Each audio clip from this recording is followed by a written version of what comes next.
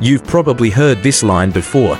We're slapping tariffs on China so they finally pay their fair shares. Sounds patriotic, right? Like America is finally standing up to the big bad dragon. Except here's the plot twist. China doesn't pay those tariffs. You do. Yes, you. The person sitting there in Target wondering why socks suddenly cost $18. Congratulations, you've just been drafted into America's trade war without consent. And here's the kicker. Politicians know this. They count on you not realizing it. Because tariff sounds way cooler than new tax. It's like putting ranch dressing on your fries instead of mayo. Same calories, just better branding. Part 1. How tariffs actually work. Spoiler. It's a tax. Let's kill the biggest myth first. When the US slaps a tariff on, say, imported steel from China, the Chinese company doesn't mail a check to the US Treasury. Nope. The American importer, the company bringing that steel into America, pays the tariff at the port. And do you think that importer just shrugs and eats the cost? Of course not. They pass it on, first to the manufacturer, then to the retailer, and finally to you. That's why your fridge costs $200 more and your car feels like it was made from platinum. Tariffs are like a game of economic hot potato, except the potato is on fire and the last person holding it, you, the consumer, gets burnt. Part 2. The political magic trick. Tariffs as theater. So why do politicians love tariffs if they're just sneaky taxes? Simple. Optics. Tariffs let leaders look tough on foreign rivals without directly raising domestic taxes. Imagine a president on stage saying, "I raised your taxes to fight China." That's political suicide. But say, "I slapped tariffs on China to make them pay." Suddenly, it's fireworks, bald eagles, and standing ovations. It's political theater. Tariffs are the Broadway musicals of economics, flashy, dramatic, and way more expensive than advertised. Part 3. Who really pays? Hint, it's not China. Between 2018 and 2020, during Trump's trade war, US tariffs collected over $80 billion. Sounds like China got nailed, right? Wrong. Multiple studies found American consumers paid almost the entire bill through higher prices. Example, washing machines. Tariffs were slapped on imported machines. The result? Prices for all washers went up, not just the foreign ones. Why?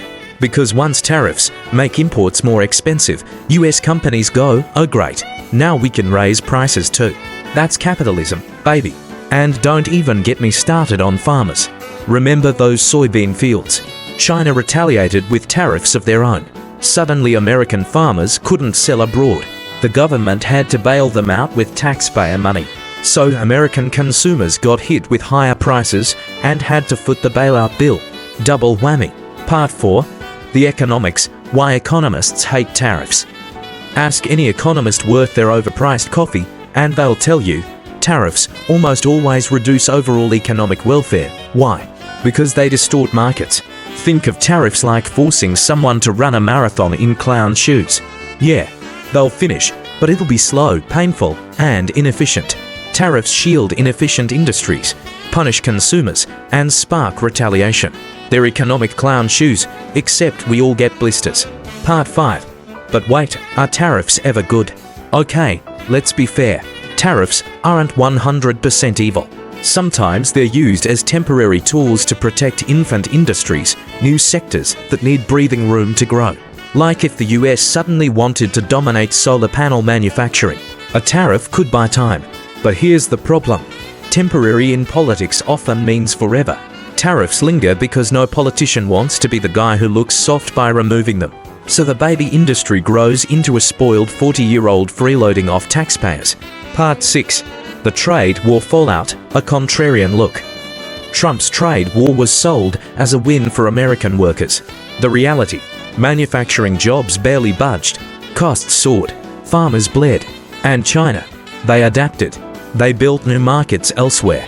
Meanwhile, Americans just paid more for groceries, electronics, and cars.